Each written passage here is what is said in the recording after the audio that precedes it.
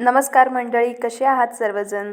तर मंडळी, आज आपण ना मस्तपैकी गुजरातचा सर्वात फेमस असलेला खमण ढोकला बनवणार आहोत. आणि खमण ढोकला बनवण्यासाठी काही टिप्ससुद्धा सांगितलेल्या आहेत, ज्याने आपला ढोकला जो आहे तो स्पॉन्जी बनतो. तर आता सर्वात पहिल्यांदा मी इकडे 1.5 वाटी इतकं बेसन घेतलं, बेसनाचं पीठ. आणि बेसनाचं पीठ जे आहे ते चांगलं चाळूनच घ्यायचं. त्यानंतर मग एका वाटीमध्ये ना 4 चमचे साखर घ्यायची. चमचा आपला नॉर्मल असतो ना, त्या चमच्यानेच मोजमापणी घ्यायची. आणि त्यानंतर मग काय करायचं, साखर जी आहे ते बेसनाच्या पिठात घालायची आणि त्याच वाटीने 1 वाटी इतकं पाणी घ्यायचं. आणि पाणी घालत घालतच हे चांगलं याला मिक्स करून घ्यायचं. तर आता तुम्ही बघत आहात, मी इकडे चांगलं याला मिक्स करून घेतलेलं आहे. आणि बॅटर जे आहे त्याची कन्सिस्टन्सी तुम्ही बघितलं असताच अशी असली पाहिजे.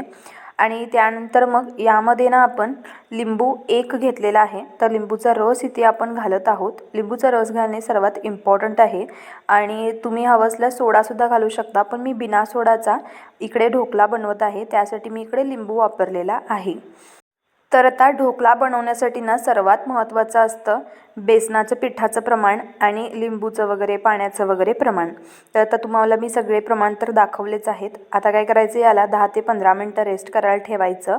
आणि त्यानंतर मग कढीपत्ता जो आहे चांगला बारीक बारीक चिरून घ्यायचा. आणि जर तुमच्याकडे ओलं खोबरं असेल तर ते सुद्धा ओलं खोबरं किसून घ्यायचं. तर ढोकल्यामध्ये ना सहसा सगळेजण स्पॉन्जी होण्यासाठी सोडा घालतात, पण मी इकडे सोडा घातलेला नाही आहे. मी इकडे तुम्ही बघितलात 1 लिंबू इतकंच घातलेला आहे. आणि त्यानंतर मग काय करायचं, आपण सगळी तयारी झाली म्हणजे की कढीपत्ता आणि त्यानंतर मग खोबरं किसून झालं की मग त्यानंतर परत बॅटर जे आहे थोडंसं मिक्स करून घ्यायचं. आणि त्यानंतर मग अर्धा चमचा इतकं हळदपूड घालायची, चवीपुरतं मीठ घालायचं आणि 1-2 चमचे तेल घालायचं. आणि परत या बॅटरला ना चांगलं असं फेटून घ्यायचं. तर सर्वात महत्त्वाची टिप म्हणजे बॅटर जे आहे ते चांगलं फेटून घ्यायचं. अगदी 10 मिनटं तरी याला आपण सतत फेटत राहायचं. त्यानेच ना आपला ढोकला जो आहे तो स्पॉन्जी बनतो आणि कुठेही घशात दाटल्यासारखा अजिबात होणार नाही. आणि आपण यामध्ये सोडा नाही घातलेला आहे ना, त्यामुळे दाटल्यासारखं गळ्यामध्ये ना अजिबात होणार नाही हा ढोकला. तर आता एक भांडं घ्यायचं जर्मनी, त्याला थोडंसं तेल लावून घ्यायचं चारी बाजूने. आणि त्यानंतर मग आपण तयार करून घेतलेलं बॅटर जे आहे त्या भांड्यामध्ये घालायचं. आणि मग त्याला थोडंसं टॅप करून त्यानंतर मग एका भांड्यामध्ये पाणी गरम करायला ठेवायचं. आणि थोडं ग्लास आहे ते छोटं ग्लास आपण पाण्यामध्ये ठेवायचं आणि त्यावरती मग हे ढोकलाचं बॅटर जे आहे भांडं ते ठेवायचं. आणि त्यानंतर मग यावरती गच्च असं झाकण ढापायचं. मी इकडे प्लेट ढापलेली होती आणि व्हिडिओ करायलाच विसरले, त्यामुळे डायरेक्ट तुम्हाला हा व्हिडिओ दाखवत आहे. आणि त्यानंतर तुम्ही बघत आहात अगदी 15 ते 20 मिनटानंतर आपला ढोकला जो आहे तो तयार झालेला आहे. अगदी खुसखुशीत आणि स्पॉन्जी झालेला आहे. आणि तुम्ही बघत आहात चाकूला चिटकत नाही आहे, त्यामुळे समजू शकता की आपला ढोकला जो आहे तो चांगला छान प्रमाणात याला आपण शिजवून घेतलेला आहे.